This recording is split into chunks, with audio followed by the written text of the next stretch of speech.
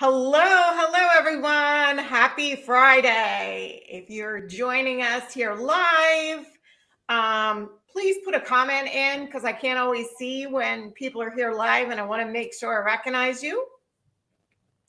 So let me know, just say hi, let me know where you're from if you're here live. And today I'm so excited. I have Maria Trino with me, and Maria and I we know each other as we're both certified neuro coaches, and we met through that program. We also both live in Pennsylvania. How ironic is that? And we became fast friends and coaches together in our recent certification program.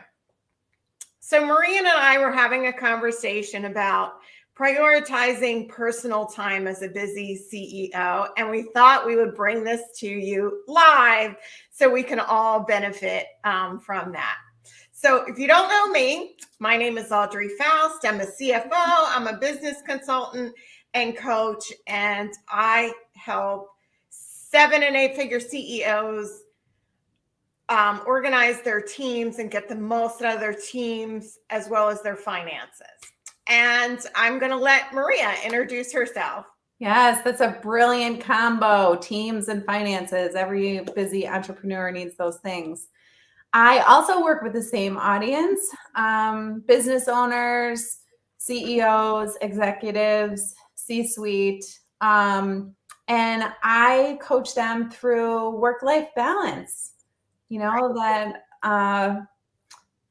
that crazy thing that we all strive for that never seems to really exist. So today we're going to dive a little bit deeper into that and see how we can improve our lives just by tweaking a few little mindset shifts to increase both our personal and our professional lives. Great. Hi, Patty. Thanks for saying hi. Great you're here live. So, yes. Cool. I see the comments now. Oh, can you see them? Hi, Patty. Great. Great. Yeah, we can't see who's live. For some reason, through our software, it doesn't show when people are live. So if you're here live, say hi. Let us know you're here. If you have any questions, feel free to ask them as we go along. Any comments, we'd love to bring you into the conversation. Absolutely. Absolutely. So, Audrey, I have a question for you. What are some ways that you advise your clients on how they can prioritize their personal care? It's very hard for business owners to prioritize their personal care. They think of their businesses as a baby, right? And they think of it as the most important thing. So I find one of the hardest things for them to do is personalize is prioritize their personal care. So there are a couple of ways I advise them to do that. Sometimes it's maybe you get up a little earlier so you can put personal care into the first thing of your morning. So personal care can be anything that is taking personal time for yourself, whether it's a walk in the morning for 20 minutes even, or if it's a, just sitting there with a cup of coffee and a book, right, for 20 minutes, anything like that, to make sure you give yourself that time, the time to yourself when you're not constantly giving. And, one of the ways that I love to personally put in personal care items is when I have a celebration, right?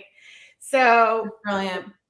If I hit one of my goals or if something great happens, like I like to put in personal care items as a way to celebrate, whether it be a massage or, extra time off work, whatever. And that's just one way I like to advise my clients and myself because personal care, how to prioritize personal care. I know. It reminds me of how our brains are wired, right? And how when we want to shift habits, we get to celebrate and reward our brains for doing new and different things. So when we reach those goals and when we step outside of our comfort zone a little bit. We can celebrate, and everybody's looks different, right? Personal care is personal. Like what, for you, it might be a massage. For me, it might be just sitting in complete silence with no kids or emails bothering me. Yeah, to everybody, it's different. And it's just prioritizing it and thinking about it. Very cool.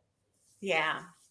Yeah, that's such a great point, Maria. Like it's different for everybody, right? Everybody has their own personal care that they like to do. So whatever feels good to you. Yeah. Nothing is wrong.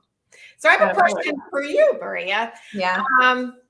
Do your clients often feel guilty for spending too much time at work? And how do you help them through that? Don't we all feel guilty sometimes when we spend too much time at work? It's that constant struggle of like work-life balance. And I think that's the great myth, is that there is no such thing as work-life balance, because that takes our life, the totality of who we are and our complex beings, and breaks it up into only two sections, work and life. And work is work and life is what? Everything else. Personal care, family, relationships, fun, sleep. How can you cram all that into like just half of your life? So the way I really like to look at it is it's our whole lives, right? And we're all very different. We're all very unique. And there is no such thing as balance. It's a different way of thinking about it, because when you are able to fill up your personal cup, when you're able to have strong, healthy relationships, and when you're able to take care of your personal health, and when you're able to take care of your spiritual and energetic health, then we show up at work as the kind of person that is going to achieve and grow and motivate and lead, and vice versa. What's the point of being exceptional at work if you have no one to celebrate with when you come home? So we're whole humans. Sometimes work can be part-time. Sometimes work can feel like a vocation and feel like a mission and a purpose. Like there's no line, there's no boundary. So just by saying that it's not true, I feel like alleviates all of that pressure. That's a great point. And in this current condition at post-COVID, like we often find ourselves in that balance, because now work has come into our home for a lot of us, right? So, and finding that balance is even more challenging. I know. And it is. You can feel guilty. And that was a good point about COVID. Everything kind of hit at once. We were all forced to work from home. And when you were forced to work from home, you have kids and you have lunch and you're hungry and you can go to the fridge and you think about the laundry and you think about all these things, right? All at the same time. So one of the ways I like to advise my clients is, well, actually two things, is number one, pick priorities in each area. That is one thing. When I had 2 kids in 2 years, was running my business from my house. I was tired, so I was a little bit loopy. I had to prioritize, like, what are the top 3 things I need to do in my business? What are the top 3 things that are going to make my relationship with my children extra special? What are the top 3 things I need to do for my personal health every single day? And if nothing else got done except for those high level, that slim top layer, everything else would fall into place. So prioritize each area of your life. The other thing is containers, creating containers. So like when you go into work, when you go into the office or whatever, into your home office, say that you're going to block out time and you're not going to think about the laundry and you're not going to think about the dishes. When it's time to leave your office, turn off the light, let there be a closure, a container closure, and then you go into the new one. I can't tell you how many times I like drop my kids off for school and then walked through a messy kitchen to my office and closed the door, just because I knew that that was a distraction and that was not one of my top 3 things in my life that day. Getting my top 3 work things done was. That's great advice, Maria. I love that. Yeah, it's a pretty strong focus when you can walk through a dirty kitchen. Yeah, we're in a little dirty laundry here today. So, Audrey, how do you hold your clients accountable when they say they just don't have time for personal care? Well, as you know, you need to make time, right? Like part of personal care is going to recharge you. And if you're recharging yourself for your family, you're recharging yourself for your business, you're recharging yourself for everyone around you. And if you're not recharging, like you're just going to get depleted, right? So, one of the things I like to tell my clients to hold themselves accountable is take a little red like solo cup and little post-it notes, right? Little post-it notes. And every time you do a personal care item, write it down on the post-it note and stick it in the cup.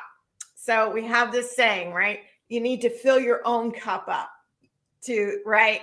Love So that. fill your literal solo cup up with post-it notes and personal care things that you've done for yourself. And that cup also stands as a reminder. So when you walk by it, keep it in a place where you'll see it. When you walk by it, you're like, oh, I haven't done anything for myself today. I've done for my family. I've done for my business. I've done for everybody else but myself. Yourself always comes last, right? So that's one way I love to share, just to make it easy to keep it front of mind. I love that too, because if you can't think of something to do, you just look in the cup and you're like, oh yeah, I can buy myself another tube of lipstick. There you go. Yeah.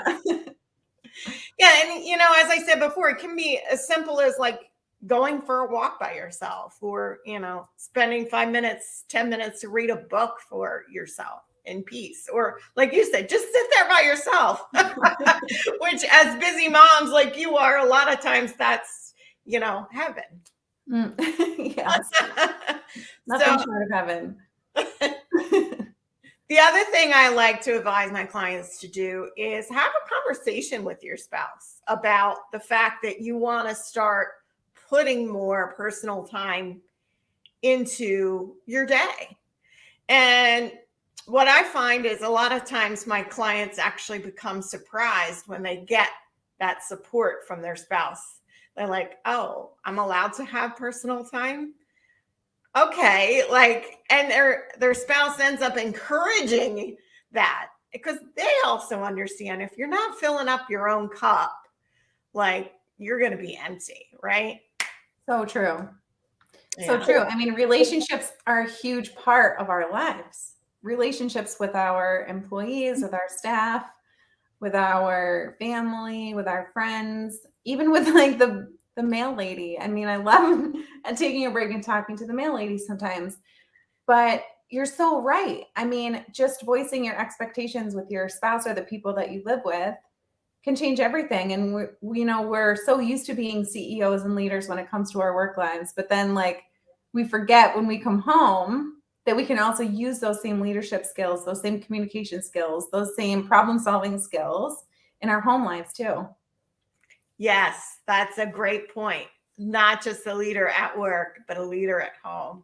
All the time. Yeah, even a leader for yourselves, a leader for your personal care. You need to be your own advocate. Such a great point, Maria.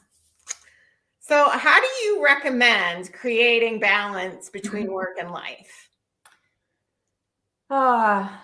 Well, I have this little saying, this little talk I like to give, and I love the visualization of a marble.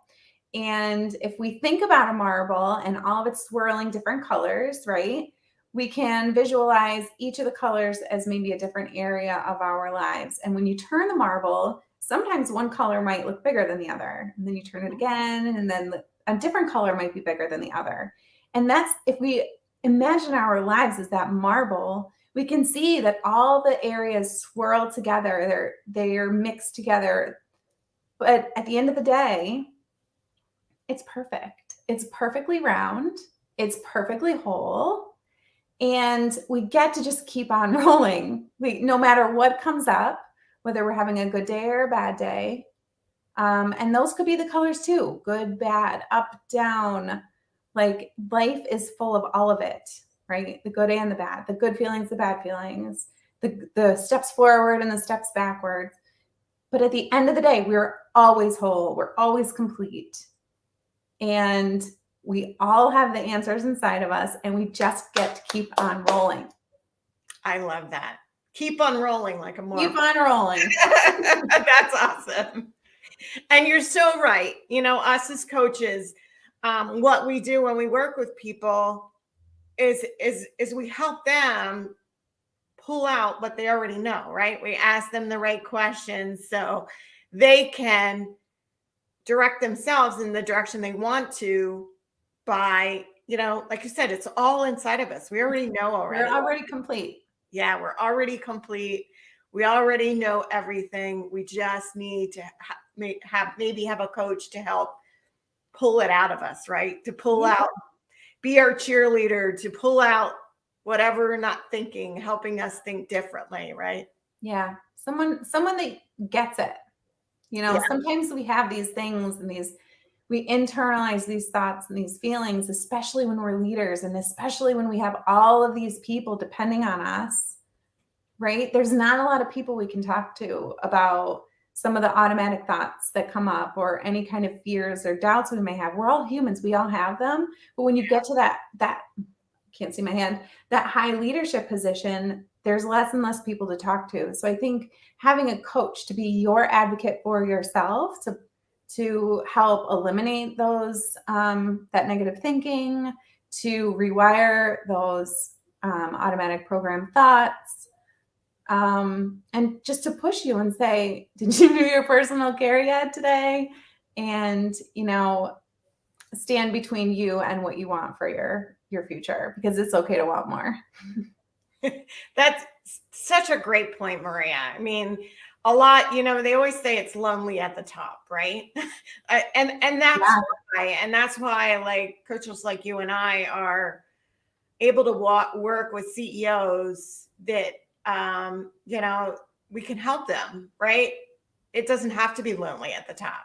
You can hire a coach to help you, direct you, and keep you in personal balance and professional balance. And absolutely, a lot of times driven CEOs, even like ourselves, like we just think work, right? And then we look back and we wonder why, our families aren't happy with us, right? Yeah. Because we've spent so much time and drive and we're passionate about our business. And sometimes we forget about being just as passionate about our family and our personal care and ourselves. So I know, you're so right. And it's like almost counterintuitive to think that like if you back off of work and put more energy into personal life, that you could actually move ahead if you do that. Yeah. Right? We think that if we step away or out of our business or delegate or, just stop doing something, then our business is going to fail. We're going to lose money. We're going to lose income. Like it's all going to come crumbling down. But really the opposite is true. When we fill our own cups, we're able to give more. We're able to achieve more faster. Like we can bend space and time when we're at our optimal energy level. And we're whole humans. So we can't forget about all this personal stuff.